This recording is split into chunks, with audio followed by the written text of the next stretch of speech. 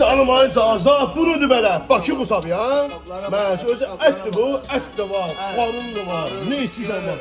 Sonra Tamam, tamam. Sen ne yapayım? Buraya gel. Buraya gel. Hala sen ne atıyorsun? Erkelik gibi. Hele bunlara bak. Yok yok. Ay canım. Hele buradan başlayayım. Hele buradan başlayayım. Ay canım elengeye bak. Otudun zat. Bunu ne için? Bir elenge dön elenge. Kornaya bak. Buna bak. Harda var böyle korna. Bakı bağırması. Balıkhanada harda Buna bak. var. Buna bak. Sen yaratmışsan lan sen etken. Ay canım. Bakı bu bula. Öyle bunu da. Ay canım. Bunu da. Bunu suyu döşeliyor ya. Nasılın canım elhamdülillah. Mersin o. Dünyanı patladan. Atom bombası indi. Ay canım ay canım ay canım. Bu oldu bana. Elin kolun varsa sen öl.